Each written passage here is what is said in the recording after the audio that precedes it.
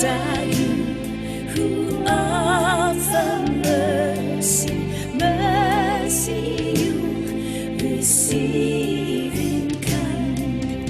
Blessed are you, the pure of heart, as God you seek, so God you find. Blessed are you whose lives are peaceful, true descendants of God's peace. Blessed are you who face injustice. God will grant you hearts of peace.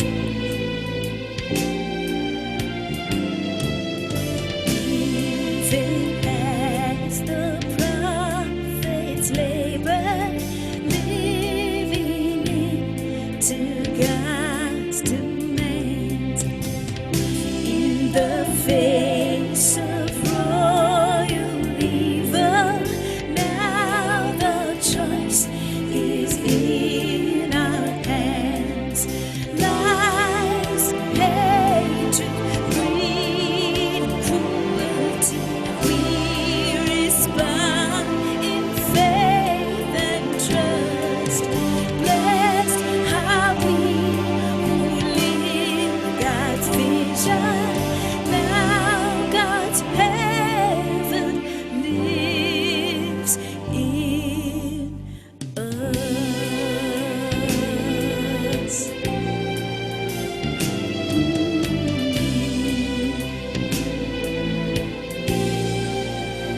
Lives in us.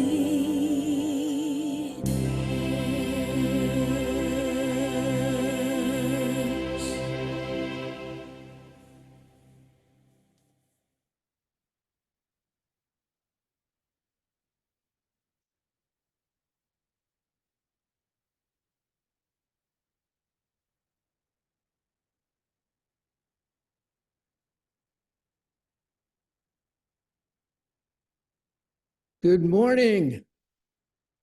Good morning and happy Easter, and the new spring has sprung out there. It's good to be with you this morning. Welcome to the live in-person and live Zoom worship service of the Universalist Unitarian Church of Riverside. Our opening hymn this morning, number 38, Morning Has Broken, from the Gray Hymnal. Feel free to sing as the Spirit moves you. Please stand in body or spirit and join us in singing hymn number 38, Morning Has Broken.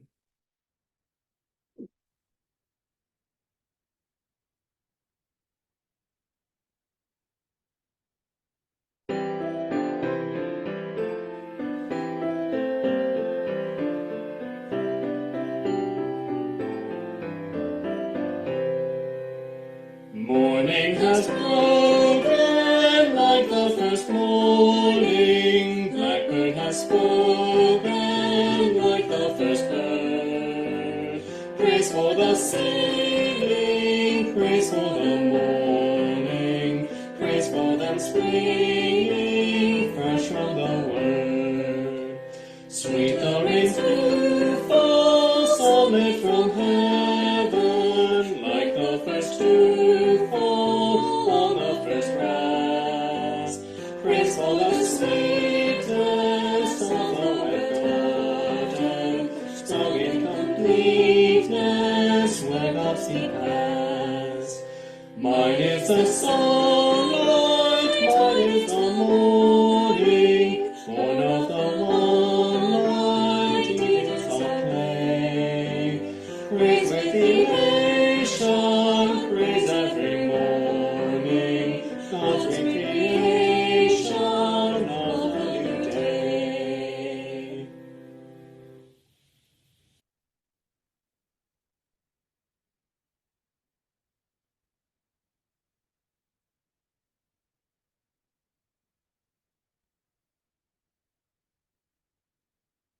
Thank you for joining us here in person And thank you for joining us remotely or by Zoom, where we will continue live streaming and posting these services on our YouTube channel for our virtual attendees. I'm Nick Williams, a member of the Worship Committee, and I will be your worship associate today.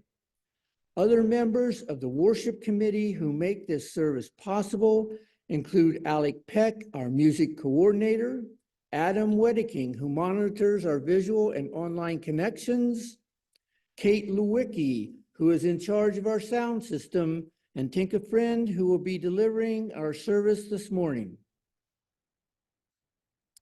We welcome you to join us this morning with an open mind and an open heart. I repeat, we welcome you to join us today with an open mind and an open heart, and with muted electronic devices, please. In the Christian faith tradition, Easter is a yearly celebration honoring the resurrection of Jesus Christ. It is a day of immense joy and hope as Christians celebrate the victory of light over darkness, life over death, and the triumph of God's love for humanity.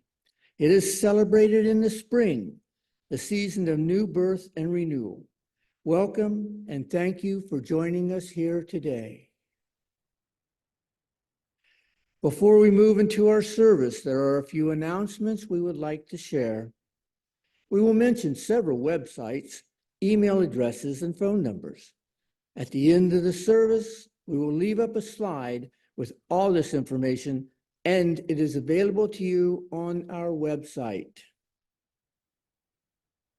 Don't forget to join us this next week after the service for the first Sunday luncheon. Next week, we will have Italian. And now, I invite you to sit back, take a slow, deep breath as we move into the worship hour. Please join me in reading a Unitarian Universalist covenant.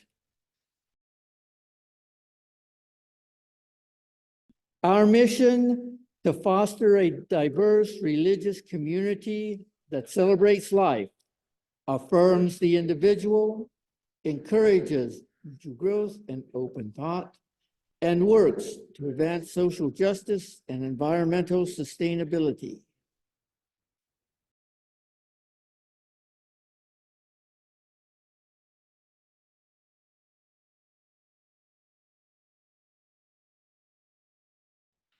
Our speaker today is UUCR member Tinka Friend. As a child, Tinka Friend started sporadically attending a conservative Protestant church that her mother's family had attended for generations. She enjoyed knowing God as a loving God and Jesus as a kind, loving, and accepting version of God here on earth. Then, as a teenager, the narrative shifted to harsher and judgmental dogma that she was unable to reconcile with the kind and loving deity of her childhood. When she started questioning, her church said, "You must either accept all without question or hesitation, or you must reject it all. You cannot pick and choose which parts to believe." So at the age of 17, she left the denomination and became an atheist. Then in her mid-40s, she discovered this church and realized that faith and spirituality was greater than the limits of her childhood church. In the Unitarian Universalist denomination, we can all rediscover Bible stories with eyes that are wide open and a heart that is open to deeper meaning. This Easter, Tinka examines if there is a place for resurrection in the UU faith. Easter Sunday sermon is always a tough one for most UU ministers and lay leaders, unless the UU congregation is predominantly Christian. The usual default is to focus on the spring season, the Spring Equinox or Ostara, that that has shown to be pretty safe topics, and no one is usually offended by these kinds of sermons. Many Universalist Unitarians struggle with the relevance of the Easter story in the modern age. This Easter Sunday, Tinka Friend takes a look at, is there a place for the resurrection in the UU faith? We have two lightings of sacred flames. The first is the occupied Indigenous peoples remembrance candle. The second is the lighting of our own chalice, the symbol of our faith. We walk upon the traditional territories of diverse sovereign peoples, the original people of this land, who continue to cry out for justice and self-determination. This spot we occupy was first the sacred space of several groups of Indigenous peoples, including the Cahuilla, the Cupeño, and Serrano. We, the Universalist Unitarian Church of Riverside, light this sacred flame as the stewards of the sacred and holy place. We are blessed with a space and opportunity to strive to live out our common principles, to bring justice, equality, and compassion into our daily lives, to resist all that threatens the earth and her people, and to be part of a world community with peace, liberty, and justice for all. Let these thoughts carry us forth as we journey and worship together. Today's reading for the chalice lighting is Easter morning from the book of Mark, chapter 16. On the first day of the week, at early dawn, they came to the tomb, saying, Who will roll away the stone for the entrance to the tomb? They looked up and saw that the stone had already been rolled away. And on the right, they saw a young man. They were alarmed. But the man said unto them, Why do you seek the living among the dead? So they went out and fled from the tomb, for terror and amazement had seized them. And they said nothing, for they were afraid. May we light this flame to cast away darkness and fear.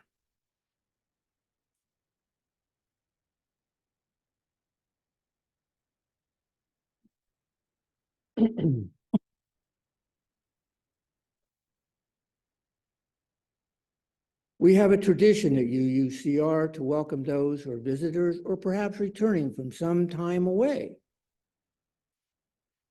We know it can be uncomfortable to stand up and speak in front of others, so I will now ask for a volunteer from someone who has been here a while to tell us your name and how you found about our church. We ask you to step close to the mic, speak into it directly and clearly so everyone can hear. However, be aware that you will be visible on our Zoom camera and in the recording of this service, which is posted online. We have a church member who would like to volunteer.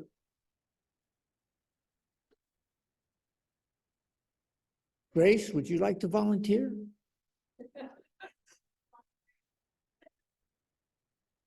Come on up, don't be afraid. Step close to the mic, tell them your name is Grace and how you came to be here. This is always a risk when Nick is up here on the pulpit. I didn't get away this time. My name is Grace Preuss, and I came back to Riverside in 2010, I believe, or is it actually 2012? And when I got here, I didn't know about this church, but as I was walking around downtown, I noticed this little red building on the corner and got curious and decided to see what was inside. And I found a place where worship is personal and you could explore your own beliefs without being judged. So I've been here since 2018, I believe. Thank you. That's how it's done. Grace, you're safe for a month. If you're new here, a visitor or an old friend, please raise your hand and stand and come up to the mic in front of the pulpit.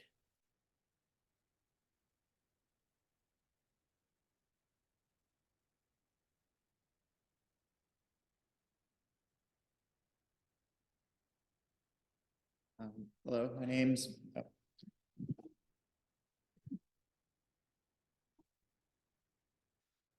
my name's Milo Dover. I'm from Moreno Valley, grew up in the high desert. I grew up Catholic, also grew up going to religious science churches. I've seen this church here for a long time. I've known a bit about the Universalist faith, but when I've taken the time to explore more, I feel like this is something that much more closely aligns with what I'm looking for in a faith, and this is something I wanted to explore more.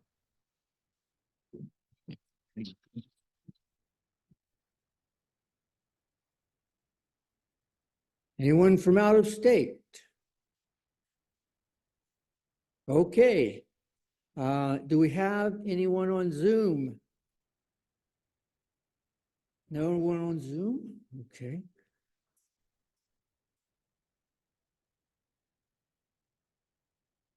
For any other new guests, please join us for socializing and coffee hour after the service.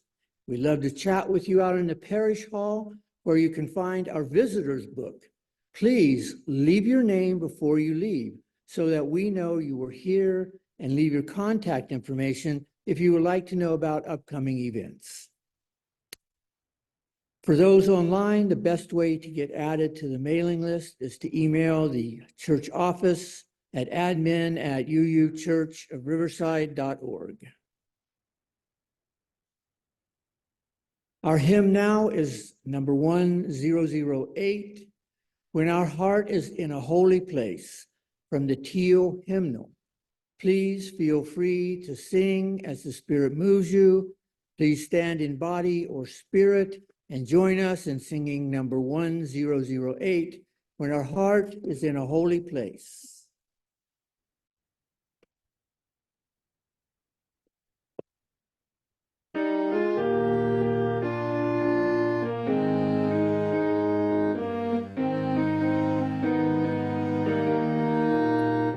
When our heart is in a holy place, when our heart is in a holy place, we are blessed with love and amazing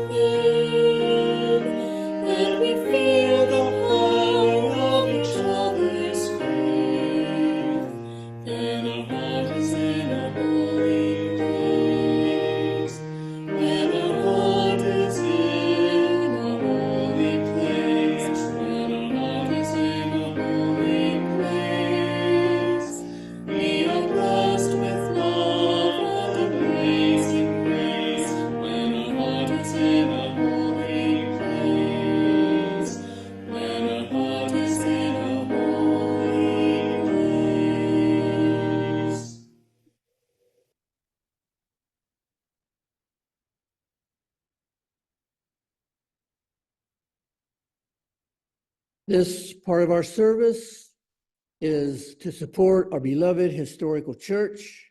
This can be accomplished in several ways. In addition to the weekly collection, you may send your checks to the church address, which is shown here.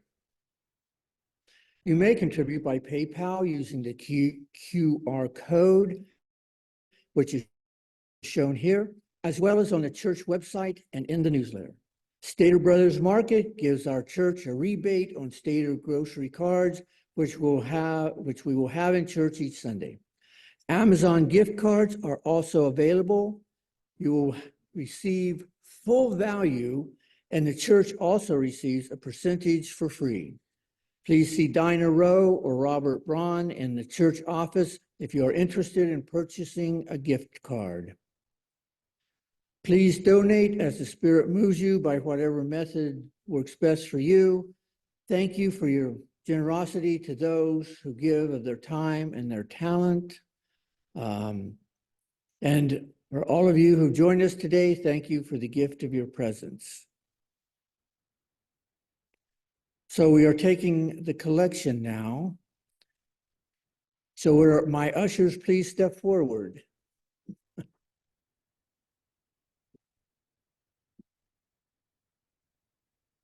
Bag will also be passed around to collect food and hygiene items for those in need.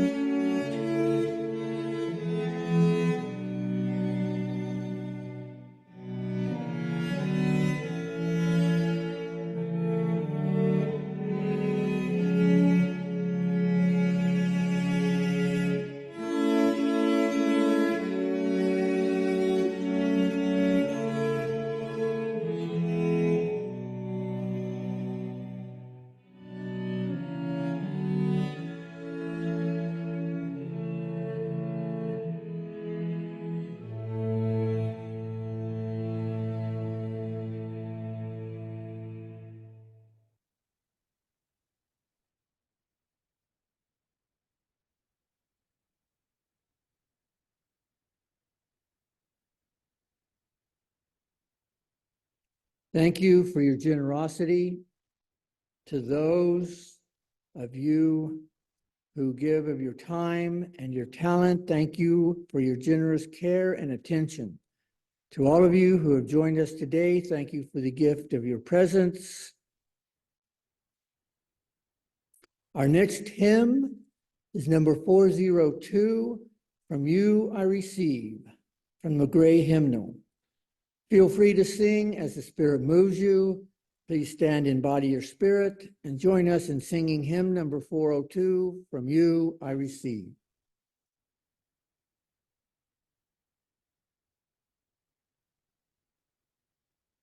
From you I receive, to you I give. Together we share from this we live.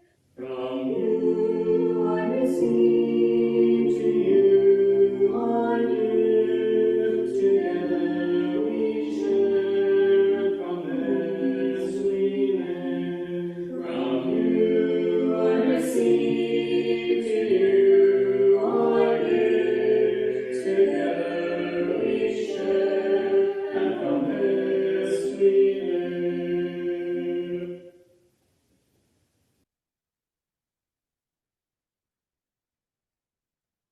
Our meditation today is a responsive reading, Rolling Away the Stone, by Sarah Moores Campbell. I invite you to read the bold, italicized lines projected on the side. In the tomb of the soul, we carry secret yearnings, pains, frustrations, loneliness, fears, regrets, worries. In the tomb of the soul.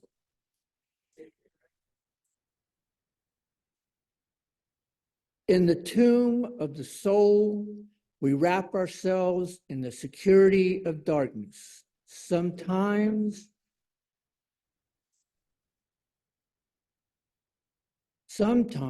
it prepares us for experience.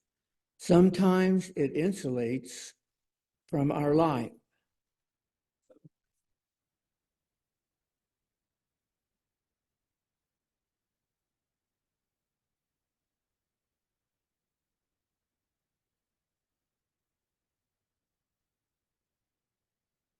In this season where light and dark balance the day, we seek balance for ourselves. Grateful for the darkness that has nourished us, we push away the stone, invite the light that awakens us, the possibilities within us and among us, possibilities of new life in homes and in the world. Now let us pause for a moment of silence and reflection.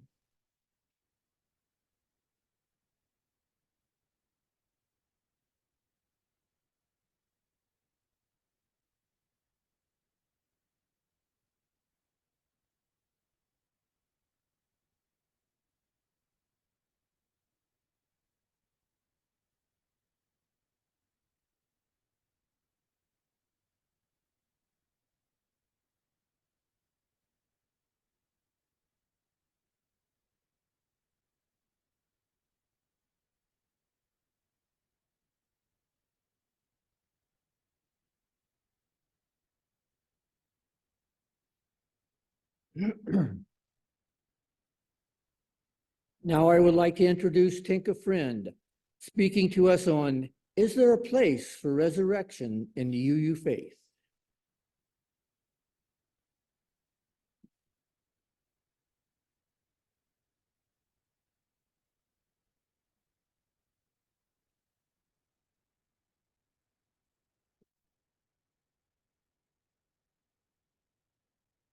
So good morning, everybody, and happy Easter.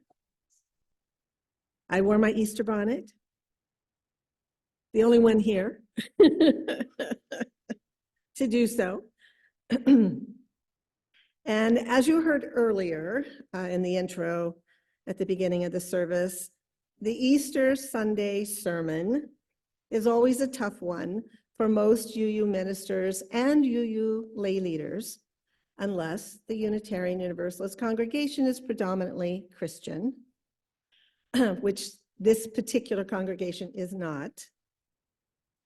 The usual default is to, as we said, focus on the spring season or the spring equinox or Ostara, and sometimes even Passover if it's close enough to Easter that year. Anything to sort of avoid the Christian story of Easter. So those others have shown to be pretty safe topics, and no one is usually offended by those kinds of sermons. Even our own worship committee here at UUCR wrestled with, what are we going to do for the Easter sermon? Alec, who is our chair, sent us links to previous sermons or readings available to us from the UU worship web. And after reading through them and others on the internet, I decided that I would write my own sermon for this year's Easter Sunday. So I've taken some ideas and quotes from a few of those things that I read that were on the worship web. Two of them that really influenced this sermon this morning came from online articles of the UU World, which is our denomination's bi-monthly magazine. The two articles are Wrestling with Easter, We Need a Secular Easter Mythology by Doug Muter, a contributing editor and columnist for the UU World magazine. And the other one, Be Open to Resurrection by Reverend Scotty McLennan. Now, if you don't know who Scotty is, you may know his alter ego comic character. Well, you might if you are of a certain age, like me. Scotty was the inspiration for cartoonist Gary Trudeau's Doonesbury character, the Rev. Nick and I were fortunate enough to hear Scotty at a UU conference in Palm Springs 2 decades ago. We met him afterwards. Nick asked for and received a blessing from him. After my research for this sermon, I even bought a Skinner House book from the UUA written by our UU minister, Reverend Scotty McLennan, this book. And the book is called Christ for Unitarian Universalists, a new dialogue with traditional Christianity. And as you heard in my bio, I did grow up in a Christian church and then felt and had a love for God and Jesus, and felt not so much that I left, but that I was driven away.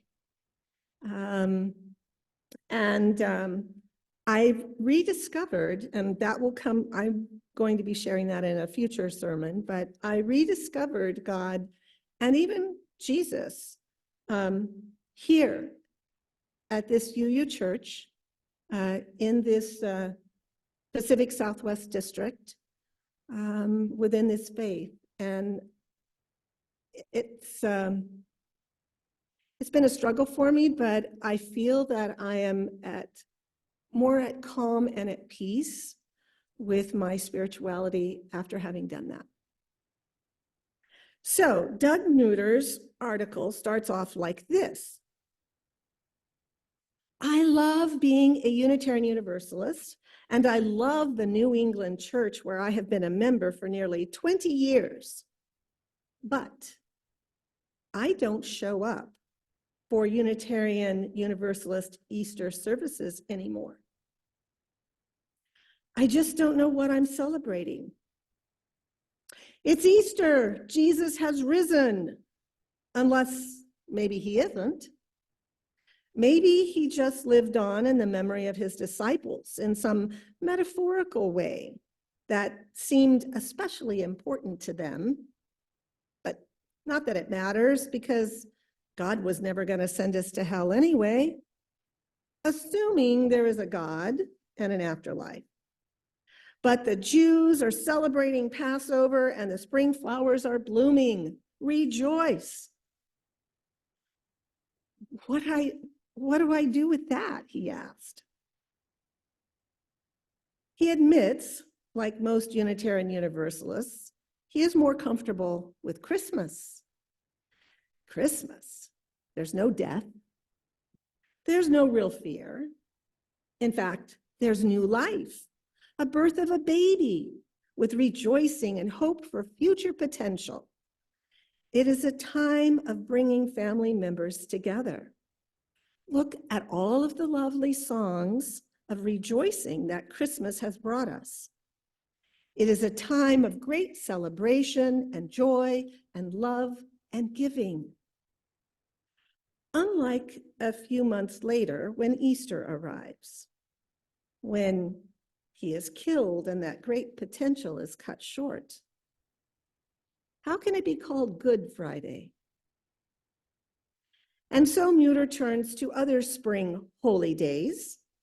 He goes on to look at and examine the ancient pagans' beliefs concerning spring celebration, primarily the returning of the sun, longer days, warmer temperatures, and the returning of wildlife, growing of plants, of food, and including animals to hunt. He reminds us that this holy day was not just a nice feeling for our senses and emotions as it is now. Nowadays, it makes us happy and we start anticipating being outdoors again and having fun.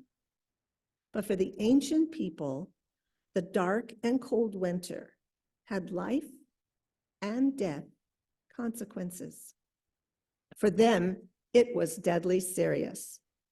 Without warmth, you froze to death.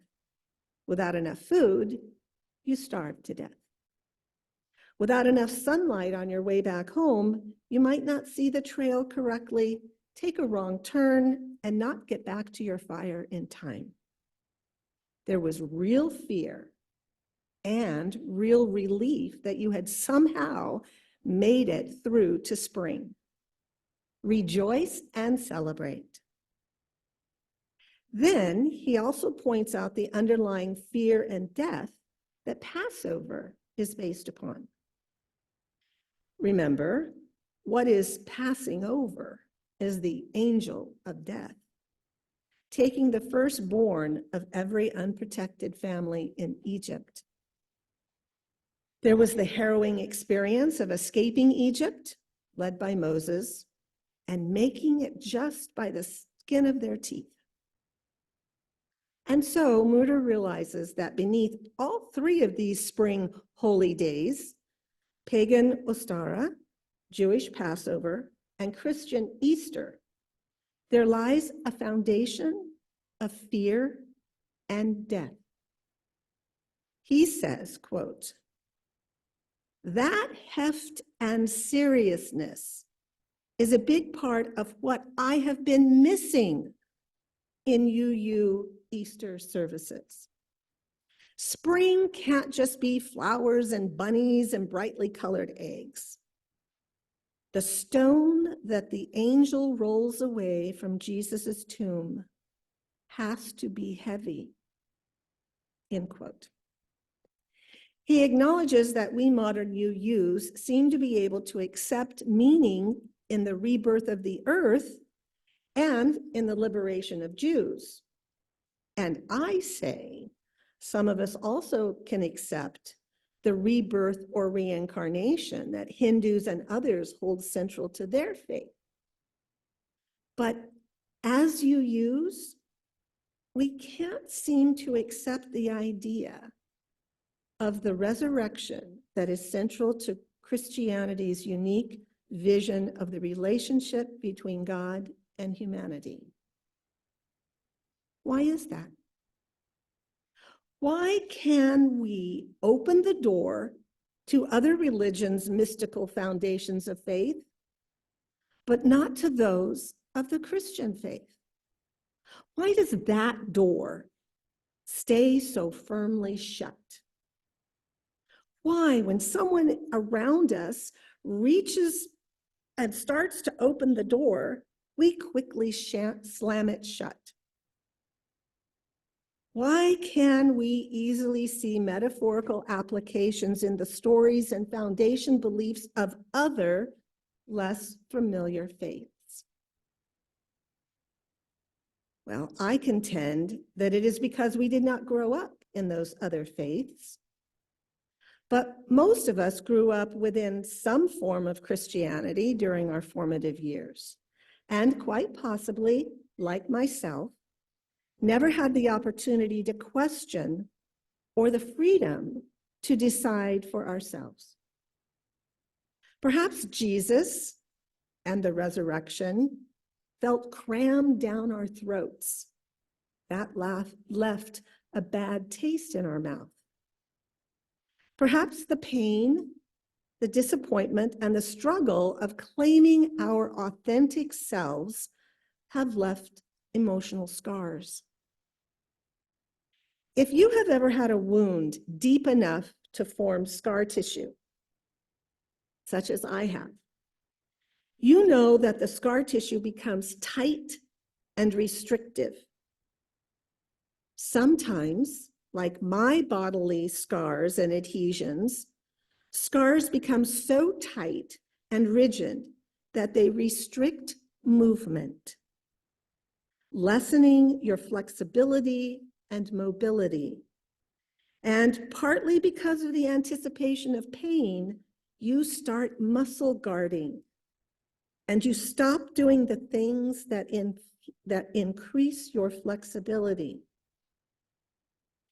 If that has ever happened to you and you wound up in physical therapy, such as I did, and had to do the painful work necessary to achieve flexibility again, You know what I mean. It is not comfortable, but it is necessary. I postulate that emotional scars, spiritual scars, do the same thing to us. Emotionally and spiritually, we can be flexible enough to listen to and maybe even participate in stories and rituals of other unfamiliar faiths, even if we don't wholeheartedly believe the stories that they are based upon. We are able to do this without painful, tight restrictions of those emotional or spiritual scars, because we never developed any from those faiths. But when we encounter Christian stories, Christian rituals, and Christian language, we find ourselves tightly constrained by mental and emotional scars. Stretching them creates discomfort and pain, so we guard and protect ourselves by avoiding anything that might stretch them, anything that might allow us to stretch and grow and expand emotionally and spiritually. In this avoidance, I believe we will confine ourselves to a small comfort zone, but we will not grow spiritually, not as individuals and not as a congregation. We UUs often criticize right-wing conservative Christians for not broadening their awarenesses and acceptance of divergent groups that don't fit into their worldview, such as immigrants, liberals, queers, pro-choice. But then when, if ever, do we criticize ourselves for not broadening our awareness and acceptance of groups that don't fit into our worldview, such as Republicans, Christians, conservatives, pro-life? In 12-step circles, of which I am one, a part, we caution against such self-righteousness with a warning to avoid contempt prior to investigation. And it doesn't matter if you investigated 20 years ago, 10 years ago, 5 years ago, even last year.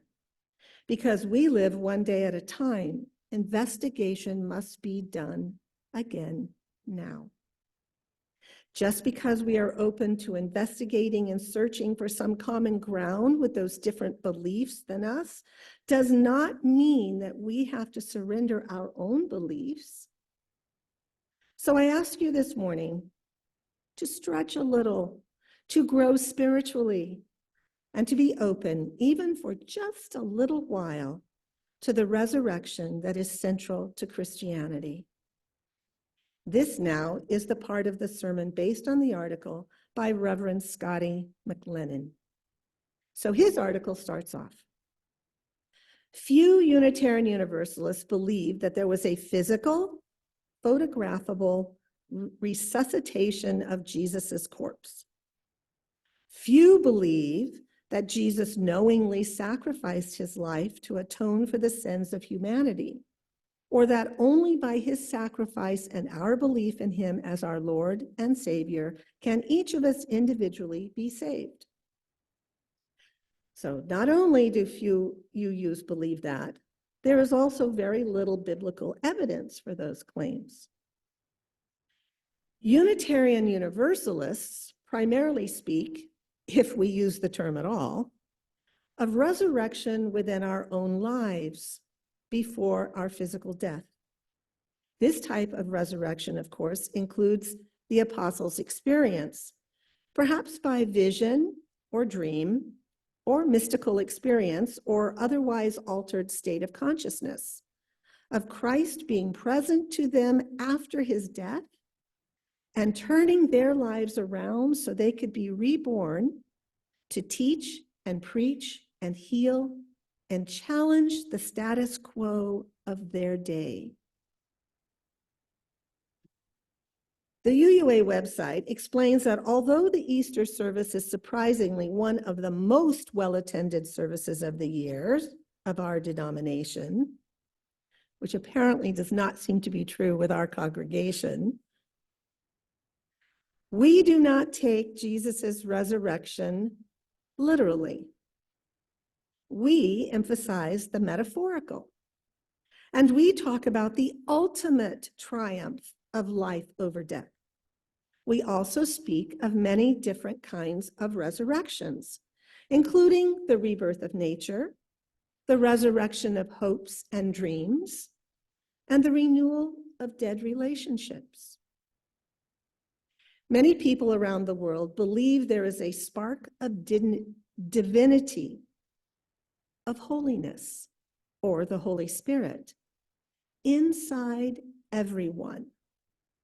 And I'm not just speaking about Christians. There are mystic followers of the Kabbalah, Hindus, Quakers, New Age spirituality, followers of A Course in Miracles, and others. Namaste can be translated as the divine in me honors the divine in you. For those of us who are comfortable saying namaste, it shouldn't be too much to think of a Christ within us. Or some people prefer Christ consciousness, the embodiment of love, peace, kindness, compassion, forgiveness. For those are Christ's qualities. UU Reverend Carl Scoville explains that, quote, the resurrection comes with the recognition that any of our lives can always be transformed and begin again. The resurrection comes with the Christ within us breaking forth as if from the tomb, inviting us to be reborn by enacting the Christ self we had forgotten or never known. Innumerable resurrections have happened again and again.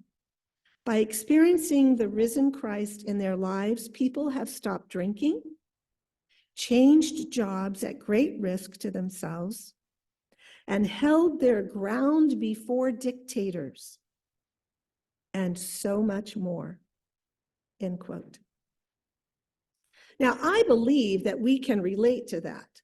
I personally know people sitting here this morning with us whose lives have been transformed and reformed, who have, in a sense, been reborn. Why do people, at least Unitarian Universalists, have difficulty with that resurrection? Why are we so afraid to look closely at the pain in the Easter story? Haven't we all experienced moments when we were or felt like we were persecuted? Haven't we all experienced times when we were betrayed, even by people close to us, even family members, even by people we loved? Haven't we all experienced situations where we struggled, not knowing what we should do? Haven't we all experienced moments of profound fear or felt like we were all alone? I know I personally have experienced every one of those. And that is why so many persecuted and ostracized people have found hope in the Easter story. But if we run away from it, how can it ever be used by us to help support us? We don't have to believe it actually happened in order to find meaning from it. Listen to our own UU traditions and sources. Wisdom from the world's religions which inspire us in our ethical and spiritual life. The Jesus story is one of them. Why do we cheerfully turn to other world religions for meaning, but not Christianity? I say again, it is because we have not done the necessary spiritual work for healing. Many times through the years, I found myself wondering about the part of the Easter story when his disciples actually see Jesus walking among themselves after his death. The cynical part, the intellectual and scientific part of me thinks, oh, it was just a concerted effort by the early Christians to reframe the Messiah story from the Hebrew writings, the anointed one. How could they keep that narrative going if he was dead? They just made everything up to keep their movement going. But more recently, as I have become older, and most of my family, along with many of my friends, have died, I can testify that I have had personal experiences where I thought I saw my father in a crowd, where I heard my mother talking to me, when I felt the presence of my sisters. And I'm not the only one to have these types of experiences. There are probably others here this morning with similar experiences. My mother would swear that years after my father had died, she would feel him lying next to her in bed. When faced with difficult social justice struggles, I swear I can sometimes truly hear Dr. Martin Luther King's actual voice and words in my ears. Not to be flippant, but there are thousands of Elvis fans that swear they have seen Elvis alive. What we are all experiencing is part of what it means to be human. Reverend Scotty McLennan says, quote, "We need to be open to resurrection, looking up, not down, listening, not stopping up our ears, tasting before we swallow, smelling the flowers, not passing them by, feeling deeply rather than numbing ourselves with the daily routine." End quote. So, is there a place for resurrection in the UU faith? I believe there is. And not just because our faith comes from Jewish and Christian teachings, but because hundreds, if not thousands, of Unitarian Universalists have found meaning in the resurrection story, have seen it in their own lives or in the lives of their loved ones. Maybe not every UU has found meaning in the Easter resurrection story, but isn't that what makes our faith so spiritual, so precious?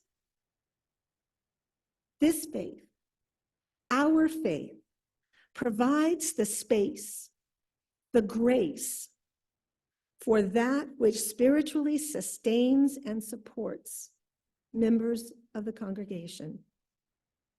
We each are allowed our own understanding and contact with the divine. And the more diverse the spiritual path and practices, the richer is the tapestry of our faith. Resurrection has had and still does have many meanings for Unitarian Universalists, specifically related to Jesus Christ. It has given hope to individuals and groups for 2,000 years so that they can find positive personal rebirth and transformed beloved communities.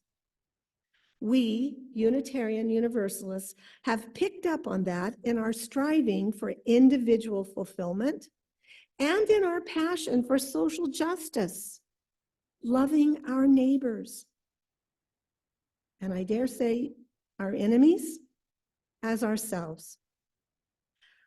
Whether we realize it or not, resurrection has been woven among our UU principles and teachings. The most current is with incarceration justice. The belief that people who have broken the law can change, can become changed men and women, and deserve support in that transformation, not punished by society further. In fact, many of us in this room have been working towards that goal. Is there a place for resurrection in the UU faith? I believe it is already there. We just need to stop denying it. Amen and blessed be.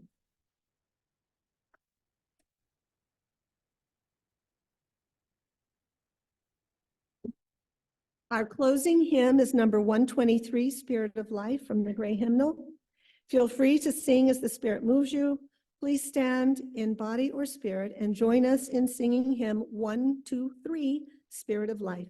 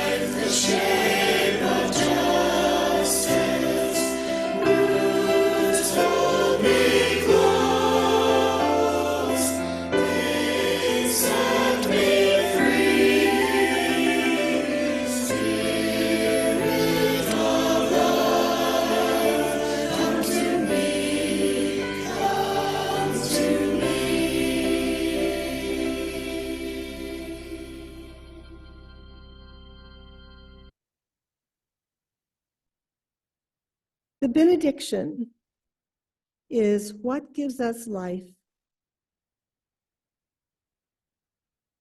Life is complicated and uncertain, and gorgeous with some things we can count on. It has seasons of struggle and seasons of delight, and sometimes the two blow in and bloom simultaneously. Like now, maybe always. And here we are together, all of us, from different corners of the world and different families, here, breathing together, questing together, holding each other through it all, laughing and singing in the face of it. If there is a journey to liberation, if there is a way to live resurrection, I think it is this. May what holds us in bondage to death or loss or hurt or sadness or literal heartbreaking limits be released. And what gives us life, hope, joy, rebirth, feel invited to claim us, and may we claim it. Sinking our roots down into what grounds us, reaching towards the sun, flowering into this season, all of those traditions, witness to life more abundant, claiming us. After a season of loss and winter struggles of heart and mind and spirit. And may we open our hearts to the abundance of the creation that surrounds and sustains us. Amen. Namaste. Amen. Blessed be.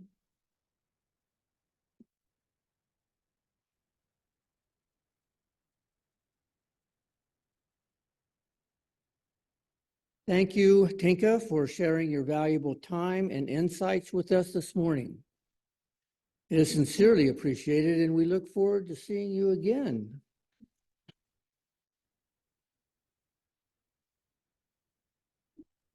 We will have 10 to 15 minutes of questions and answers and discussion following the service for those who wish to share your thoughts on today's topic.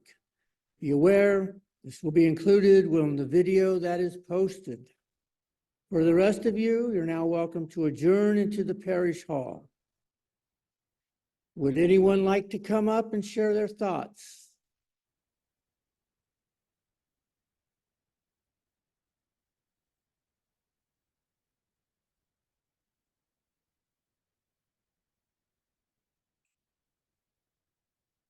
The last part of it especially had some impact, because when you're looking for resurrection, when you're looking for coming back, there's this idea that says some small fragment of what you are, what you became over the years, since egg met sperm, that at some point that there's a you there that is not a whole series of spiritual and mental qualities that are on loan from God.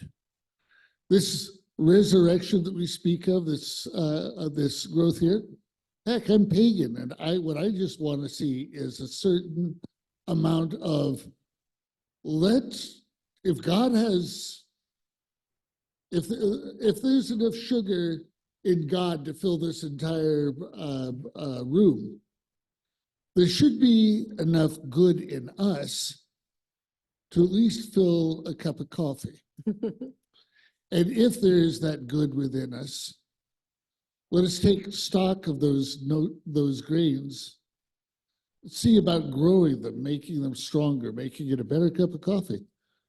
And to realize that that small light kindled is a small light that grows. And that redemption is not just a holding on to the spark that is, but a promissory note of growing into a fire or a candle flame or a campfire full of the good that will be. And that I'm waiting for, and that I'm working for. Thank you, Bill.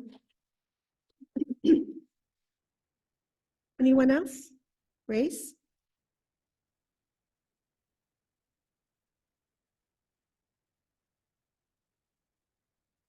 I think Pull it down. hope is a very human quality.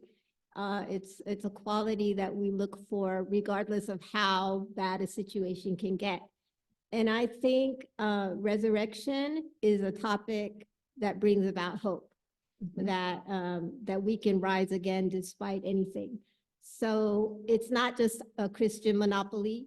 I think this resurrection concept exists in most religious backgrounds. And if we look at it in that lens, then I think we could accept all of those traditions. Thank you. Anyone else? Oh, online? Is that Pat? You're muted, Pat, I think.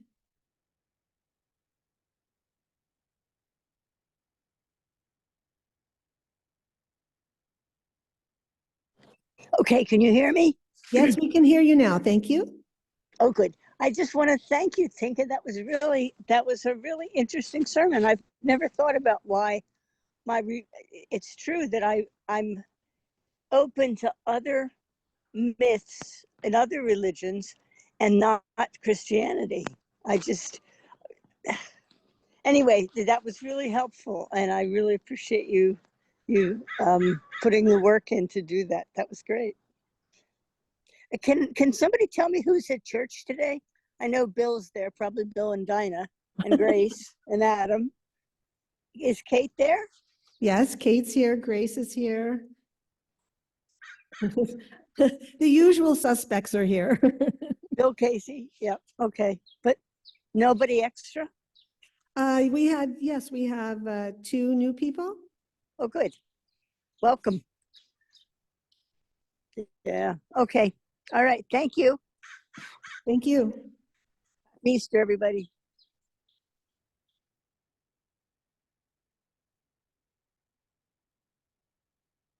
Okay. And Walter, you're going to share? Walter, tell us your name and step close to the mic. Very fun. Very fun. I like to keep things lighthearted. So I have a resurrection story. It might be silly, but it's the closest I can relate. After you go to a church like Sandals and you're told about the Christ was nailed to the cross with rusty nails, and they go over it and over it and over it and hammer you with it, and you think, if I say the wrong thing, like the nails weren't rusty, some guy might beat me up as I go out the door. So I don't really try to feign being a watered-down version of a Christian church here, because intolerance is actually all around us in the various conventional churches. Anyway, so here's my little story. Well, I have 2. When I was little, and the beloved dog that my parents got when I was a baby, after that dog died, I swore in my parents' house, which was a 2-story, that dog every so often would appear. I couldn't quite see him, but I felt his presence on the stairwell coming down from upstairs. I felt that 2 or 3 times, which really made me jump. It was very real. So I could begin to see, especially later when I took anthropology in college, why people can sometimes become superstitious, thinking that there is an actual presence or something, because you want it. I wanted that dog to come back. As an adult, I buried my Chiweenie, very emotional when I had to play God and choose when to end his life due to his old age and his kidneys failing. Anyway, I buried him. It was near Halloween, and I teased myself. I was under no illusion that I would ever feel his presence like I did when I was a child. I'm over that. But I teased myself that maybe around Halloween I should go and dig him up in some macabre, silly ritual, because I watched too much Seinfeld. Anyway, I passed by where he's buried, close to where I walk every day. I'm lucky I have an acre, so I walk my trail. I looked over. Resurrection had happened. The hole that I dug, and I remember how it was hard to dig to the very bottom of it, about 2.5 feet down. I suddenly realized I saw my hole just as clean as the day I dug it before I placed him in it. And I thought, oh, this is too much. I've flipped. Alzheimer's has hit. So I went over and took a look. Well, I failed to grasp that I now know that when you bury an animal with that fresh dirt, another animal can smell it and they'll come and they'll dig it up. And that's what happened. My little beloved doggie is still in his favorite blanket that I'd had them wrap him in at the place where I took him for his euthanasia. there was the blanket. I didn't want to open it up or look, and of course, death has a distinctive odor that was really really backed me up on that one. Anyway, I reburied him, and there's a wheelbarrow, one of these worthless wheelbarrows that you get at Home Depot that says homeowner on it. They're quite useless. They're junk. Anyway, that wheelbarrow is flipped over on top of my little doggy, and it's been there for probably the last 2.5 years. It'll probably always be there because I don't want my doggy dug up ever again. Thank you. Thank you. Anyone else?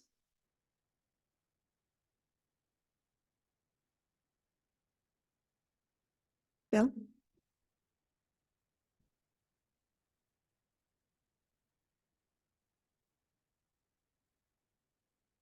A caveat on the idea of redemption. A lot of the time, redemption is offered, resurrection is offered as well as the prize you get for being a good Orthodox person. You keep the faith for a while, the company resurrects your bones in some place far off. Okay, well, I've got one for you. Let's add to that a little bit, since many of the religions that have come and gone and grown in this world have grown off of an aspect of existence that another faith did not cover properly. And it's, for example, heaven is a quicker way to get there than nirvana. Here's one for you.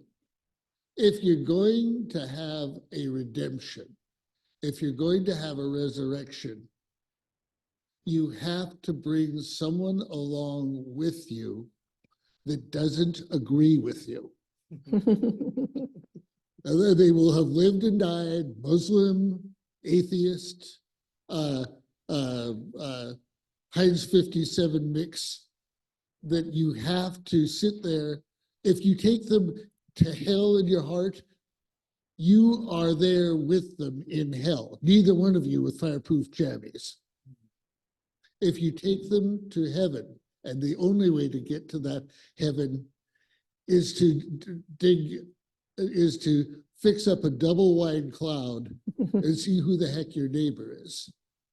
That radical hospitality, why should it stop on one side of the veil? Thank you, Bill.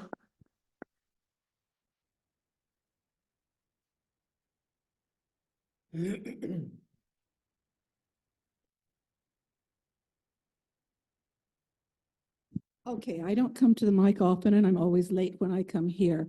I'm very sad that I missed your message today because it's highly relevant. I'm going to quickly, good luck, Diane, quickly say something about resurrection. Since I missed your topic, I'm going to go in a more general comment.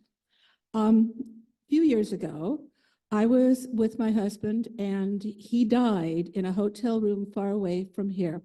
I was alone, and I yelled out into the empty space of a hotel room, "Help, I need help."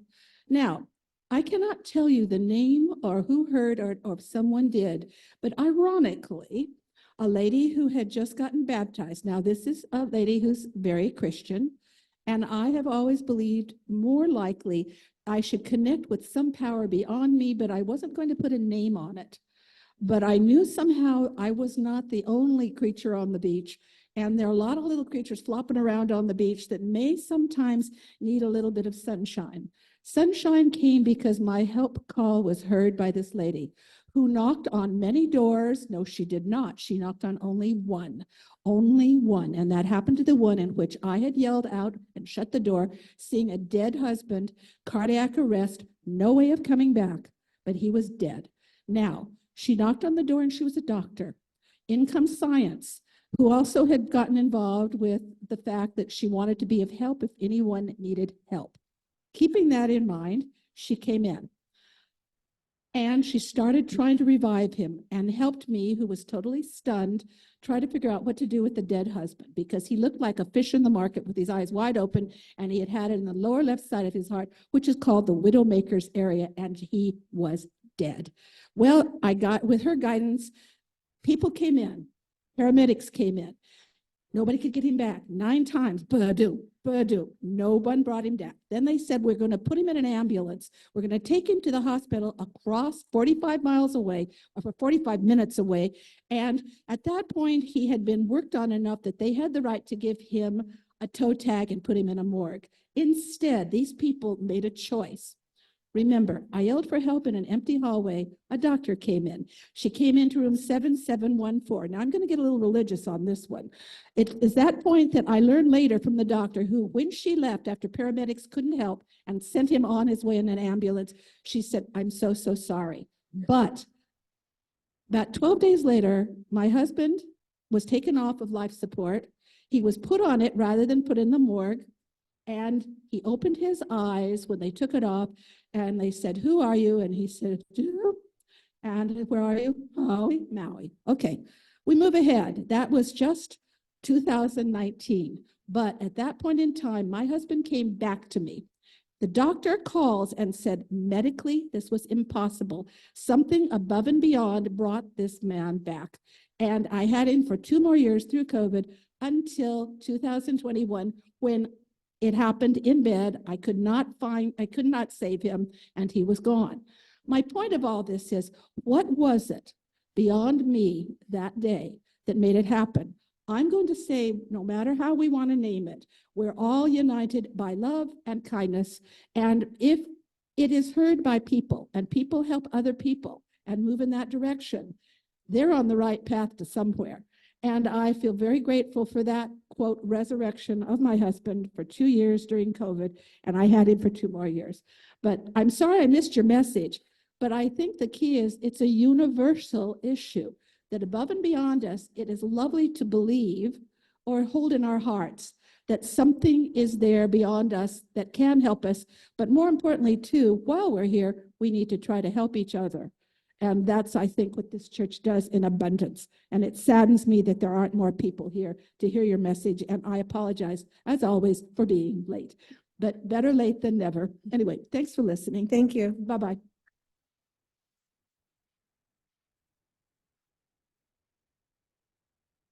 Anyone else? Okay, I thank you for being here again. Happy Easter. And please join us in the parish hall for fellowship.